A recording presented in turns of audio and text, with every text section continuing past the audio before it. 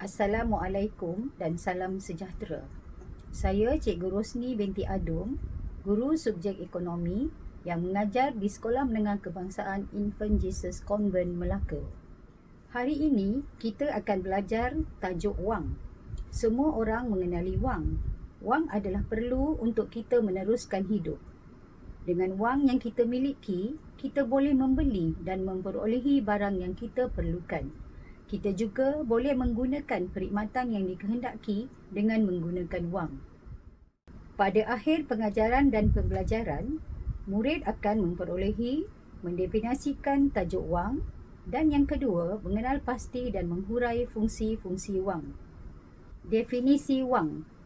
Wang merupakan komoditi atau benda yang diterima umum oleh masyarakat sebagai alat perantaran pertukaran. Wang yang digunakan di Malaysia disebut dalam sebutan RM, iaitu ringgit Malaysia. Wang kertas boleh dimiliki dalam bentuk RM1, RM5, RM10, RM20, RM50 dan RM100. Duit RM1, angkat.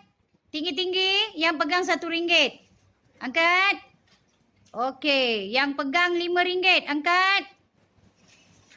RM5, tinggi-tinggi. Yang ada duit RM10, angkat tangan. Oh, kaya betul Okey, RM10. Op. Okey, RM50. Sabarlah. Apa dia? Okey, RM20.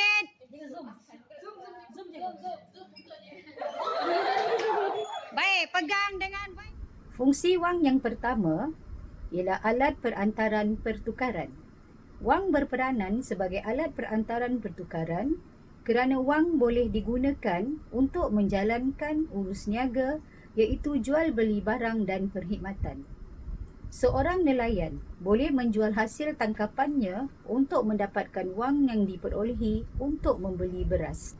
Peniaga beras yang menerima bayaran dalam bentuk wang pula boleh menggunakan wang itu untuk membayar upah pekerja.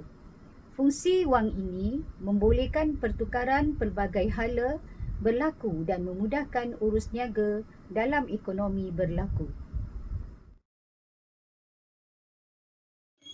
Katalah harga mouse ni 50, jenama baik, Logitech. Okey. Sekarang Anusha nak beli, saya jual. Okey. Saya ambil duit.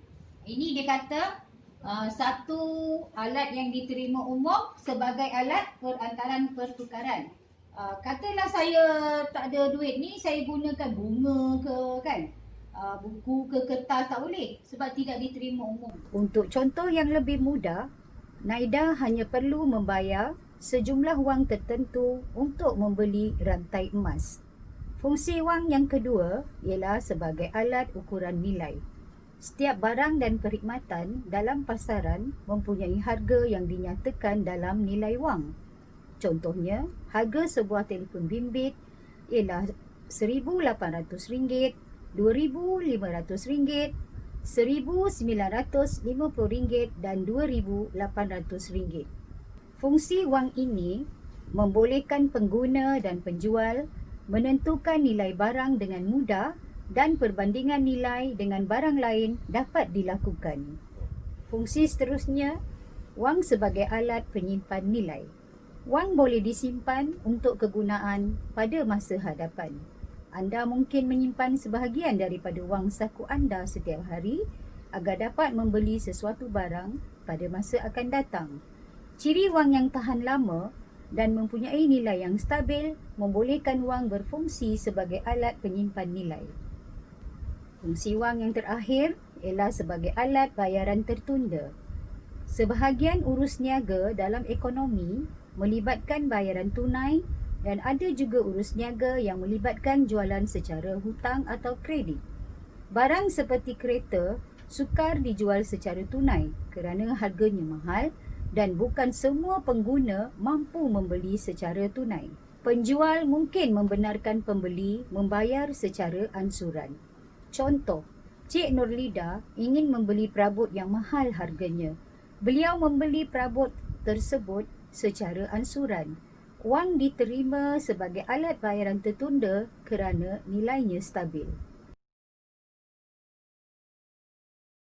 Wang adalah penting dalam kehidupan semua orang. Walau bagaimanapun, kita hendaklah berhemah ketika berbelanja, berjimat cermat dan hendaklah berusaha mencari rezeki dengan cara yang jujur dan amanah. Sekianlah sahaja perkongsian saya berkaitan dengan penjajaran kurikulum untuk subjek ekonomi. Sekian, terima kasih.